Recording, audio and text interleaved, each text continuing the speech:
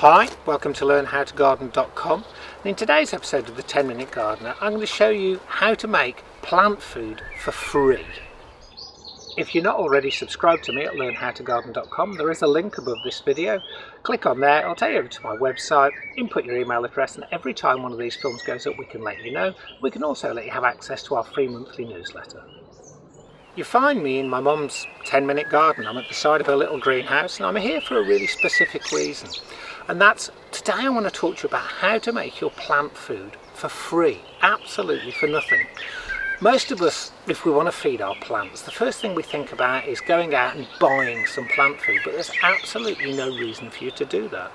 By using a couple of very simple techniques, you can actually produce all your own plant food.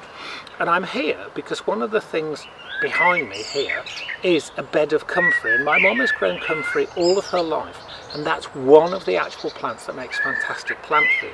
But before that, I'm going to start by talking about the one down to my right here. These are European nettles, and anybody who's followed me at Learn How to Garden knows I'm a real fan of nettles. Nettles have a fantastic ability to pull nutrients from deep in the ground, and they make a brilliant high nitrogen feed. If you buy any feed from a nursery or online, you'll find that it'll say NPK on it, and it'll have a number for each one, so it may say NPK 777. And that's what we would call a balanced fertilizer. That means it has 7% of N, 7% of P and 7% of K. And what those numbers refer to are nitrogen, and that makes lots of leafy growth. You then have phosphates, and the phosphates are really good for transferring energy and for transferring nutrients throughout plants. And then you have potassium, and potassium comes under K because K is the actual sort of chemical symbol for it. And those amounts will vary depending on the feed. The first feed I want to talk to you about making will be made with nettles, and nettles are really simple. They have high nitrogen. It's quite easy, isn't it? N for nettles, N for nitrogen. These are European nettles. What you do, pick the tops of a lot of nettles, which is what we have in here. I'll very gently pick them up because they're stinging nettles. We then put these in a bucket. If you want to, you can chop them into pieces using some secateurs, and you just cover it with water. Make sure the whole thing is covered with water.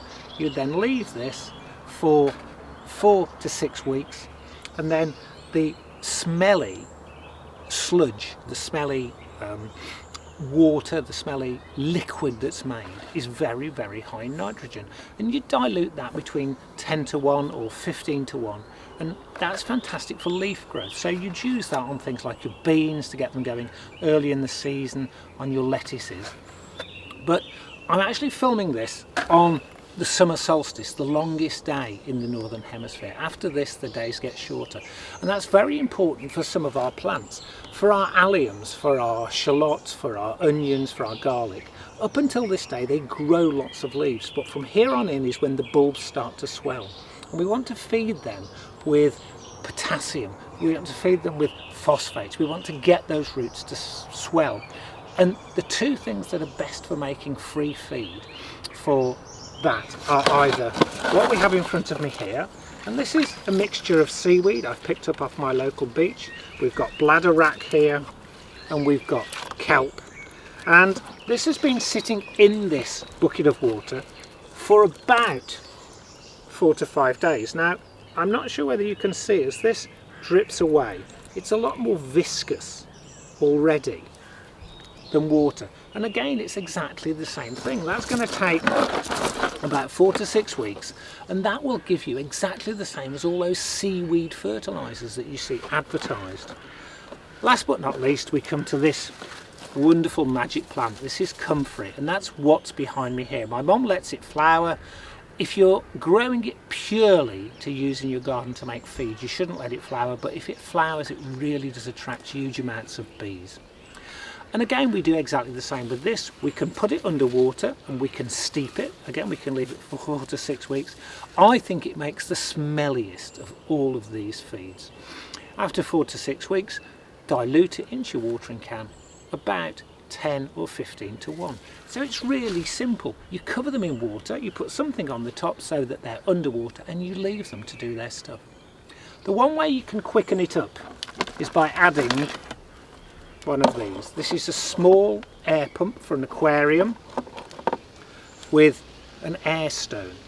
And all the air stone does is create more oxygen, more movement in the water, which if you've got more oxygen, you get more oxygenating bacteria, and the bacteria will break it down. It's very similar between crossing the steeping action with making what is referred to as a compost tea, because we're using the bacteria to break it down. And that's something that will speed up the process. This pump and air stone will probably cost you about £7.50, about $10. It's worth it if you're going to be making a lot of this, but you don't need to. So very simply, very quickly, you take it, put it in a bucket, cover it with water and leave it, and it's totally for free. Nettles you can pick in the wayside as you walk along if you don't have any. Kelp you can pick up off the beach. Comfrey you may have to grow yourself. If you are in Europe, bocking, I think it's bocking 14 or 13, I can never remember. It was actually bred before the war, and it's what's called sterile. It doesn't set seeds, and that's what we have here. And the way that you get more of that is from root cuttings, and we did how to do root cuttings in one of our newsletters back in November. Very simple, very quick. I hope that shows you how to make food for free for your garden. Thanks a lot for watching.